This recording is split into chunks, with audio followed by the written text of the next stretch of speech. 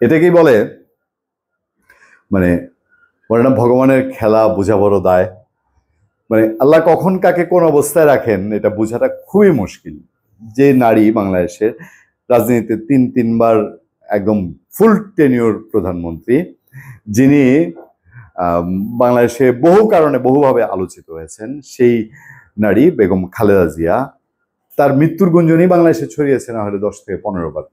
আওয়ামী লীগ সরকারের সময় তিনি জেলে ছিলেন, জেল থেকেও ছড়িয়েছে। তিনি হসপিটালে ছিলেন, সেখান থেকে ছড়িয়েছে।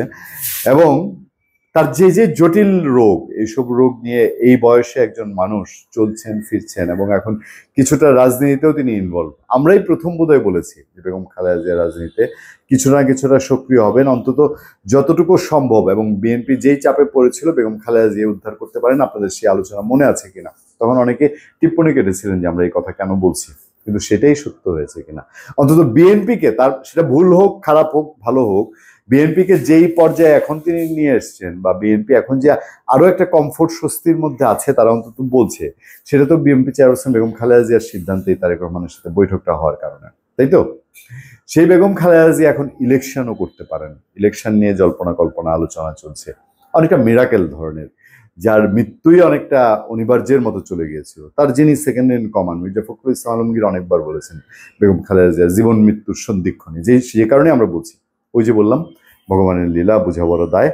সেই জায়গায় বেগম খালেদা জিয়া এখন নির্বাচন করতে চান, এরকম খবরই আমাদের সামনে, বা নির্বাচন করবেন হয়তো। বগুড়া সহ 3 আসনে লড়তে পারেন খালেদা জিয়া, নিউজ পেপারে খবর চলে এসছে। প্রায় 2 দশক ধরে সরাসরি নির্বাচনী মাঠে অনুপস্থিত বিএনপি চেয়ারপারসন এবং সাবেক প্রধানমন্ত্রী বেগম খালেদা জিয়া আগামী ত্রয়োদশ জাতীয় সংসদ নির্বাচনে তিনি অংশ নিতে পারেন। তিনি কোথায় কোথায় নির্বাচন করতে পারেন, এই খবরেই যেন নতুন করে চাঙ্গা হয়ে উঠেছে দেশের রাজনৈতিক অঙ্গন, বিশেষ করে উত্তরবঙ্গের রাজনৈতিক কেন্দ্রবিন্দু বগুড়া। বগুড়া বিএনপির একেবারে ঘাঁটি, এটা অনেক সময় মনে করা হয়, যদিও আওয়ামী লীগের নির্বাচনগুলোতে সেখানে তাদেরকে, এবং 18 নির্বাচনেও সেখানে পরাজিত করা হয়েছে। নাম প্রকাশ না করার সাথে দলীয় সূত্র নিশ্চিত করেছে খালেদা জিয়া এবার বগুড়া, ফেনী ও দিনাজপুর এই 3টি আসনে প্রার্থী করার সম্ভাবনা বেশি। এর মধ্যে বগুড়া 6 অথবা 7 আসন থেকে নির্বাচনে অংশগ্রহণ অনেকটাই নিশ্চিত। বগুড়ার 7 আসনটি গাবতলী, শাহজাহানপুর, সেই আসনটি শহীদ প্রেসিডেন্ট জিয়াউর রহমানের জন্মভূমি হয়।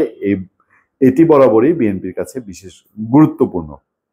এবং খবরে আরো কিছু বিস্তারিত বিশ্লেষণ আছে। বিএনপি বরাত দিয়ে বলা হচ্ছে যে বগুড়ার ব্যাকগ্রাউন্ড জানানো হয়েছে।